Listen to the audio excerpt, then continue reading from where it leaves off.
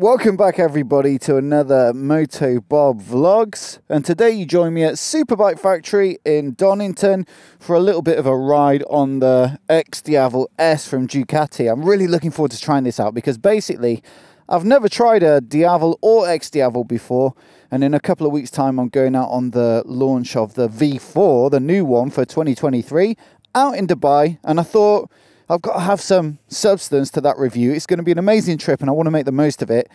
And so I thought I'd come and do a bit of homework beforehand and get out on the previous gen, if you will. This is the V-Twin, the 1260. And hopefully that'll give me more of an idea of how much they've improved that new model. But I thought I'd take the chance to, you know, bring you for a little vlog because in its own right, this is a bit of a stunner, it has to be said. And they've got plenty of Diavels and XDiavels in stock here at Superbike Factory, so it's just a little bit of an overview of what you might expect to see here in the showroom and on their website. They're a sponsor of the main channel, but what I really like about working with them is that I get to make better content, because how else am I going to get access to awesome used bikes like this? Big V-Twin, much more revvy than what you'd normally expect for a, you know, cruiser style bike. 157 horsepower peak, which is pretty phenomenal for this category of bike. And then much like the engine, the chassis is right up there with a sort of sporty naked, so fully adjustable fork there, big chunky 50mm upside down fork. I think we've got an Olin shock at the rear. No, not on this model, it's a Sachs monoshock, but still better than what you'd find on an equivalent Harley or something like that. Big Brembo brakes on big Brembo discs, and then loads of tech as well. So all the rider aids and cruise control and launch control and those sorts of things that you'd expect to find on their sporty naked bikes, but in a sort of much more laid back package, let's say. So really looking forward to this little ride. I think we better get going. Now, I've got to admit, it's not perhaps peak riding conditions today. It's been a bit snowy up here over the last few days, so there's still a bit knocking around at the side of the roads. And I also just got an ice warning. You can see actually here there's an ice symbol down on the dash. So let's see how we get on. Hopefully we'll keep it upright. It is a 12.5 grand bike after all. 12.5 grand gets you a 5,000 miles on the clock kind of bike. Still looks pretty fresh, nice and tight. Obviously when you're reviewing used bikes, you do tend to find that they become a little more tatty as you get down into the lower price points, but this one, as far as they go in terms of condition, is looking pretty damn good. Already I can feel that engine is just an absolute beast. Super familiar if you've ridden their other bikes. You know, they haven't conceded the typical V-Twin style just for the sake of this cruiser style bike. I think that's the full story here as well, is like if you want something that can legitimately handle and goes really fast, but you do enjoy this riding position, then this has got to be one of the few bikes on your shortlist. I mean, even the Rocket 3, which is an absolute weapon, comes up pretty slow compared to this. I love the Rocket 3 as well. I've not ridden a Diavel, like I say. I've ridden the Rocket 3 plenty though. I've had a couple on loan and stuff, and I'm a massive fan of that style of bike. More so, you know, the muscle performance cruiser than perhaps typical cruisers. Flipping heck. But yeah, every drag race that I've watched on YouTube and every comparison of the specs will quickly show you that this is, well, predominantly like far lighter. They've got similar power figures, this and the Rocket 3. They've got similar, well, obviously the Rocket 3, with it being a 2.5 litre engine, so nearly twice as big, makes a lot more peak torque, 100 Newton meters more peak torque. You might expect it therefore to win in a drag race. Just looking at the road surface there, it looks shiny, but it's the weight difference that's the big thing. So it's about 300 kilos, the Rocket, whereas this is more like a regular bike, you know, 220 or something like that. Once you got it revving up and you're not really concerned with your peak torque figures, yeah, then there's just no contest really. This is such a quick bike, and it's also going to go through the corners better, and you can feel that straight away. This is already, after just a few minutes of riding, hands down the most engaging cruiser style bike I think I've ever tried. That's a little bit of a point for debate as well. I sometimes call it a cruiser in my videos where I'm doing news videos about it and things like that, and I quite often get a few comments saying it's not really a cruiser, maybe from the American audience where cruisers are more commonplace and they are perhaps a little bit more connoisseurs of the nuances of that genre of bike. Yeah, they say it's not really a cruiser as such, it's more of a muscle bike, naked type thing. But for me, it just feels like a mid-position pegged cruiser style riding position.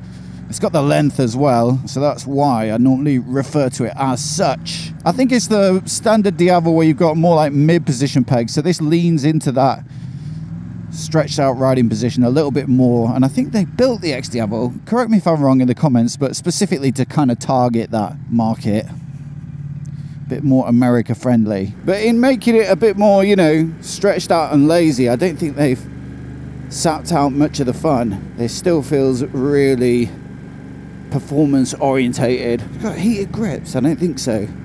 Really wouldn't mind some heated grips today, and a windscreen and a heated seat.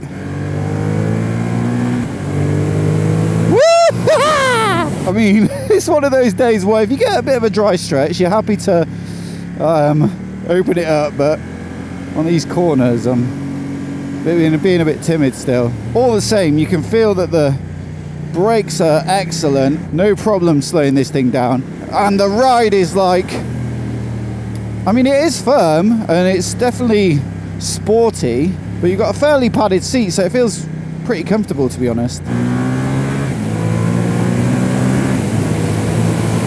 Definitely one of those bikes where you're so comfortable and it is so overqualified in terms of power that you've got to keep an eye on your speed, definitely. I mean, the things that I like about it are primarily the engine, and I'm really looking forward to finding out whether they've actually managed to improve it with that new V4. Part of me suspects that the move to the V4 is more of an efficiency thing, because you've got the Multistrada on that engine, you've got the Panigales, you've got the Street Fighters, you know, all the bikes on the same engine, and there's the efficiencies of like R&D and manufacture. It's the Gran Turismo version of the V4, so it'll be the same or similar to the one in the Multistrada, so a little bit more tuned for, I guess, torque and mid-range, but also much longer service intervals, because they got rid of the Desmo valves and gave it regular springy ones. Potentially the engine's gonna actually feel pretty similar as well, because it's got that twin pulse firing order that they put in the V4, so it is meant to give it a little bit of the same sound and feel. I'm expecting the chassis setup to be pretty similar. Tech's gonna be fairly similar as well. This is really well kitted out for this style of bike anyway, and there'll probably be some enhancements. I'm sure the dash is much bigger, it's probably got phone connectivity and stuff like that, but just for riding you've got enough here. A few riding modes, some silly modes like launch control, you know, you can switch off TC, things like that. Quality of the suspension, brakes, tires, all that sort of thing, potentially that's not going to be a huge difference.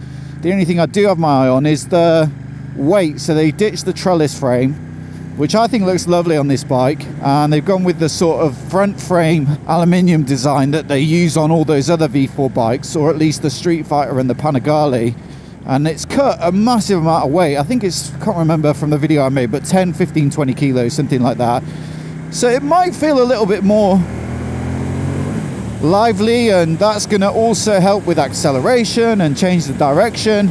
Not that it really needs it though. I think that's my takeaway here, is they've made a bike that was already ridiculously fast a little bit faster, I suppose. I think this is potentially better looking still. Like I say, the frame adds a little bit to it, and I think just overall the shape of it perhaps is a little more to my taste, should I say. But yeah, fully expecting the new one to be a bit of a better ride. And as for this one, I think honestly the only thing that I don't love about this bike, and this is personal preference, is the peg position. I just really generally don't get on that well with forward pegs, especially when it comes to sort of slightly quicker style of riding. I mean, even when you're around town and stuff, I much prefer to have the pegs beneath my body so that I can put a bit of pressure on them and lift myself off the saddle if needs be with stuff like potholes or speed bumps and things like that. Not really an option here with these forward pegs. They're not super far forward, but forward enough to mean that, yeah, you have to pull on the bars to get yourself out the saddle. And then also, yeah, when you're going through corners and stuff and you want to shift your body weight around a little bit, I think personally it makes that a little bit more tricky. But all the same, you know, given the riding position, it is ridiculously engaging. And what a sound as well. Sounds absolutely fantastic. In fact, let me give you a little demo of how it sounds.